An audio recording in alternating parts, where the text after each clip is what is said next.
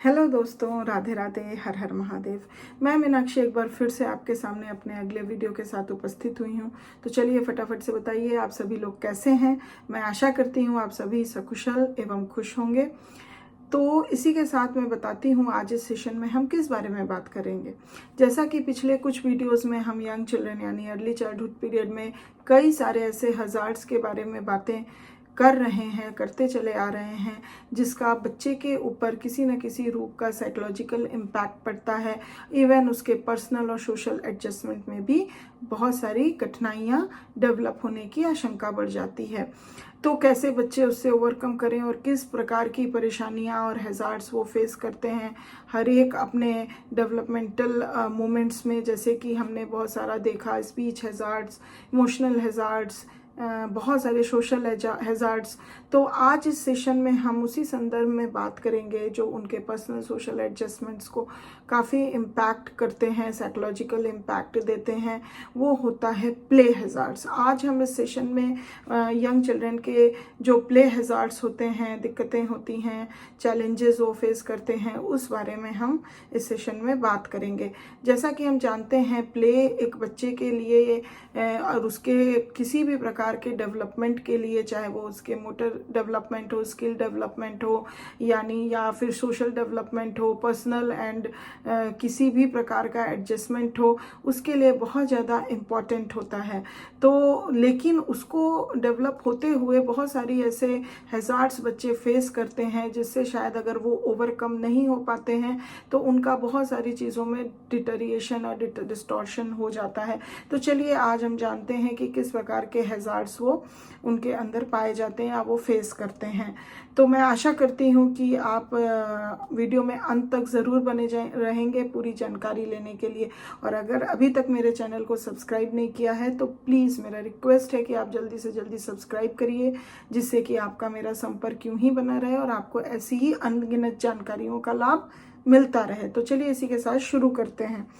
When children lack playmates, either because of geographical isolation or because they are not accepted by the children who are available for them to play with, they are forced to engage in solitary forms of play. जैसा कि देखा गया है, अगर geographical कुछ isolation हो जाता है बच्चों का, या फिर कुछ ऐसे बच्चों का साथ होता है जिसके साथ वो कंफर्टेबली नहीं खेल पाते हैं या वो अपने साथ उनको नहीं खिला पाते हैं, नहीं इंगेज करते हैं, तो फिर बच्चे क्या होते हैं, मजबूरी में सॉलिटरी प्ले के तरफ चले जाते हैं। वो खुद ही अपने आप से खेलते हैं, पीयर ग्रुप या बच्चों के साथ नहीं। A certain amount of solitary play is beneficial because it teaches young children to be self-sufficient. तो कुछ amount of solitary play हम अच्छा भी मानते हैं क्योंकि वो बच्चों के को सेल्फ सफिशिएंट बनाता है कि अपने आप से कुछ भी हम करके कैसे खुश रह सकते हैं और कंप्लीट फील कराता है। As Moore et al have said, उनने बोला है, solitary play is a normal and probably functionally beneficial activity rather than an indicant of poor social adjustment. तो मूरे ने ये बताया है कि सॉलिटरी प्ले जो होता है वो एक बहुत ही नॉर्मल और प्रोबेबली फंक्शनल एक्टिविटी है, जिसको करने से बच्चे का ऐसा कोई भी प्रॉब्लम नहीं होती है कि उसका किसी प्रकार के सोशल एडजस्टमेंट में दिक्कत आए, या वो कोई इंडिकेट नहीं करता है कि इससे पुअर सोशल एडजस्टमेंट बच्चे का होगा। लेकिन इसके अतिरिक्त ऑन द अदर हैंड अगर हम बात करते हैं तो क्या होता है कि because socialization in early childhood comes mainly through with peers. तो देखा गया है कि जो बच्चे यंग चिल्ड्रन या अर्ली चाइल्डहुड पीरियड में बच्चे के अंदर जो सोशलाइजेशन डेवलप होता है, it is because of the peer group. क्योंकि बच्चे जो हैं वो बाहर जाते हैं, पीयर ग्रुप में जाते हैं, तो उनका सोशलाइजेशन बहुत ज़्यादा होता है जितना वो सोशल कंटैक्ट्स में आते हैं।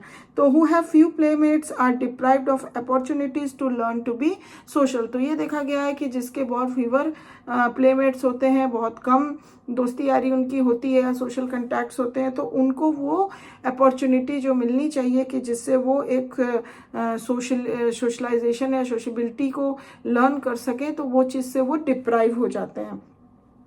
Equally serious is the fact that because most young children enjoy watching television More than other forms of solitary play, children who lack playmates often spend proportionally too much of their playtime in front of the television screen. तो ये भी देखा गया है, ये भी एक बहुत सीरियस फैक्ट है जानने के लिए कि बहुत सारे यंग चिल्ड्रन को हम देखे हैं कि वो अपना वो टीवी वगैरह टेलीविज़न वगैरह वॉच करने में बहुत ज़्यादा इंजॉय करते हैं और वो उसको एक सॉलिटरी फॉर्म ऑफ प्ले के रूप में लेते हैं कि अकेले हम हैं तो मतलब हम क्या करें, टीवी देखें। तो इस तरह का बच्चे बहुत मतलब उसको एक सॉलिटरी प्ले के रूप में कंसिडर करके बहुत ज़्यादा इंजॉय करते हैं और ये देखा गया है कि प्रोपोर्शनली वो बहुत ज़्यादा अपना समय जो है वो in front of television screen बिताते हैं। Studies of television watching by young children recognize that it has some beneficial effects. तो जो स्टडीज़ टेलीविज़न वॉचिंग पे यंग चिल्ड्रन के ऊपर कुछ की गई हैं तो उसमें ये बताया गया है कि टेलीविज़न देखने के कुछ बेनिफिशियल इफेक्ट्स भी होते हैं, such as increase in knowledge and broadening of interest. तो इसमें क्या होता है, नॉलेज का इंक्रीज होता है और उनके इंटरेस्ट भी ब्रॉडन होते हैं। बट अगर इसके ऑन द अदर हैंड देखा जाए तो बहुत सारे एविडेंस हार्मफुल इफेक्ट्स के भी पाए गए हैं watching of television, too much of watching of television.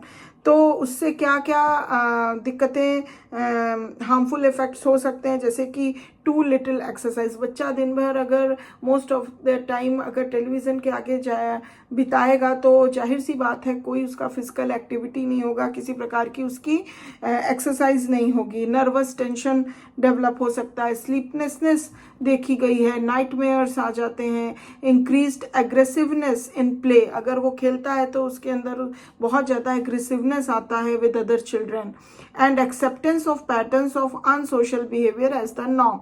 और जो अनसोशल जो बिहेवियर होता है नॉर्म के विपरीत, तो उसको उस तरह के पैटर्न्स को वो एक्सेप्ट करते हैं और मतलब एक तरह से बोला जाए तो अनसोशल बिहेवियर उनका होता चला जाता है। This is specially true when parents exercise little और no control over the programs their children watch. और ये बहुत ज़्यादा तब हो जाता है जब पेरेंट्स भी जो हैं वो खुद भी कोई एक्सरसाइज नहीं करते हैं, there will be no exercise of parents, and साथ ही या बहुत कम करते हैं या फिर उनका कोई भी कंट्रोल नहीं होता है कि बच्चा किस प्रकार का प्रोग्राम वॉच कर रहा है। Further more, while many parents claim that television watching is not harmful to young children because they do not understand what they see, they fail to realize that children are less critical than adults and therefore the more influenced by what they see on the screen that adults are। तो कुछ parents का ये claim होता है कि बच्चे जो देखते हैं वो समझते नहीं हैं, तो उनको नहीं समझ में, they don't understand what they see. तो इस वजह से वो कोई भी वॉचिंग टेलीविज़न कोई भी हार्मफुल इफेक्ट नहीं डाल सकता है। बट ये वो भूल जाते हैं कि जितने हम एज अ एडल्ट कोई चीज़ देखते हैं तो उसको क्रिटिकली हम एनालिसिस कर पाते हैं, what is right what is wrong, क्या इसका इम्पैक्ट मेरे ऊपर पड़ना चाहिए किसका नहीं पड़ना चाहिए। एज एन एडल्ट हमारे पास इतनी मॉरलिटी होती है राइट एंड रॉन्ग की, या इतनी समझ डेवलप होती है, but for the young child it is not possible. तो वो उतने क्रिटिसाइज या क्रिटिसिज्म नहीं कर पाते हैं जितना कि बड़े करते हैं। तो क्या होता है कि जो भी वो देखते हैं उसका सीधा सीधा इम्पैक्ट उनके ऊपर पड़ने की पूरी गुंजाइश होती है। They may not understand what a particular program is about but they often have a distorted impression और misconception of what they have seen. तो उनको ये नहीं पता चलता है कि किस प्रकार का वो मतलब अंडरस्टैंड नहीं कर पाते हैं कैसा प्रोग्राम वो देख रहे हैं। बस उससे क्या होता है कि उनका जो इम्प्रेशन होता है वो डिस्टॉर्टेड हो जाता है और बहुत प्रकार के मिसकंसेप्शन भी उनके बन जाते हैं, जो कि बहुत ही मतलब जो वो देखते हैं उसका मिसकंसेप्शन भी, बहुत सारी चीज़ों को अच्छे से अंडरस्टैंड न कर पाने से बहुत सारी गलतफहमियां भी उनके अंदर आ जाती हैं चीज़ों को लेके जो भी वो वॉच कर रहे हैं। तो उस वजह से उनका पूरा सारा थॉट प्रोसेस जो है डिस्टॉर्टेड हो जाता है, जो कि कहीं ना कहीं हार्मफुल है। Thus even a harmless programme can be harmful to the young child. तो इस वजह से क्या होता है, कभी कभी हार्मफुल वाले कोई ऐसे हार्मलेस प्रोग्राम्स होते हैं तो वो भी उनके लिए हार्मफुल बन जाते हैं। Even more important, young children remember details of frightening programmes better than those of programs that arouse less fear, which reinforces their harmful effects। तो ये भी देखा गया है कि मोर इम्पॉर्टेंटली हम ये देखते हैं कि यंग चिल्ड्रन जो है फ्राइटनिंग जो फियर लिया हुआ जो भी कंटेंट होता है जो वो देखते हैं उसका एक एक डिटेल उनको रिकॉग्नाइज होता है या उनके इम्प्रेशन में बन जाता है rather than of the less fear content what they are watching.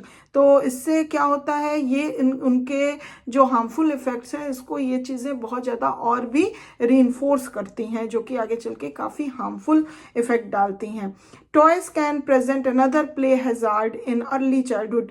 Toys भी जो हैं कई प्रकार के हैजार्ड्स प्रेजेंट करते हैं अर्ली चाइल्डहुड पीरियड में।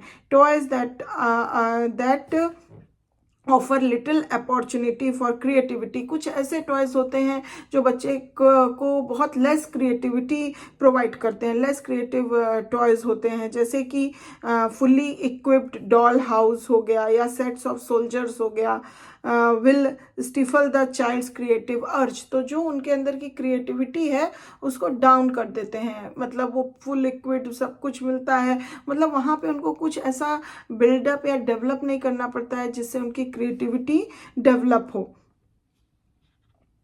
The child's creativity can also be stifled if parents or nursery school teachers provide too much supervision and direction concerning the use of toys. और भी उनका जो ये होता है क्रिएटिविटी जो है डिप्राइव्ड होती है या फिर हम कह सकते हैं स्टिफल्ड हो जाती है जब पेरेंट्स हुए या नर्सरी स्कूल टीचर्स हुई बहुत ज़्यादा ही ओवर केयर या सुपरविजन करती हैं जब बच्चे टॉयज़ के साथ खेलते हैं या किस प्रकार से टॉयज़ का इस्तेमाल करते हैं। तो वहाँ पे भी उनकी क्रिएटिविटी जो होती है वो डिस्टॉर्टेड होती है या कम होने लगती है। Children who are given too many toys that encourage aggressive play। अगर चिल्ड्रन को बहुत ज़्यादा टॉयज़ दिया गया, कुछ ऐसे टॉयज़ हैं जो काफ़ी हद तक दिए गए, बहुत प्रोवाइड कराए गए, तो वो उनके अग्रेसिव प्ले को इंकरेज करते हैं, सच एज टॉय गन्स और सोल्जर्स।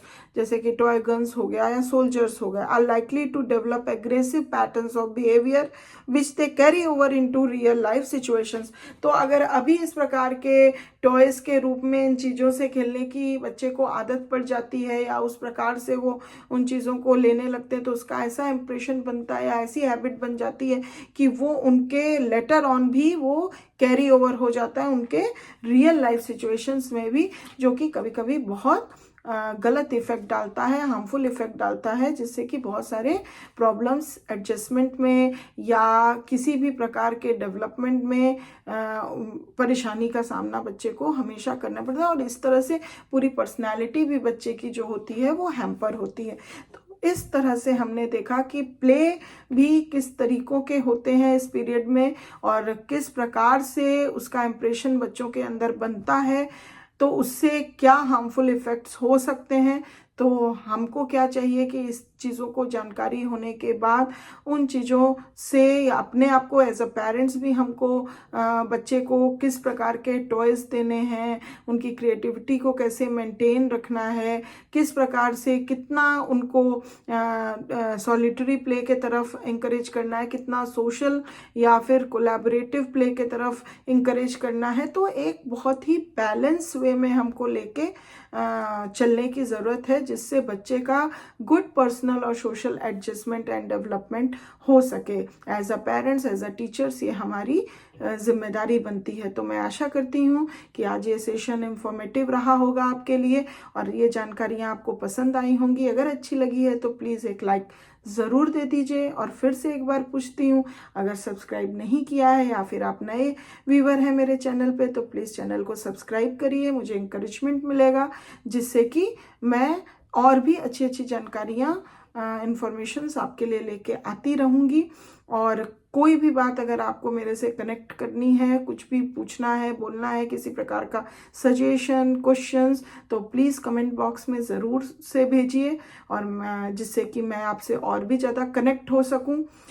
तो and thanks for watching my video. अगले वीडियो में मैं फिर आपसे मिलूंगी एक नई जानकारी के साथ। तब तक अपना ध्यान रखिए, ख्याल रखिए। Bye bye, take care.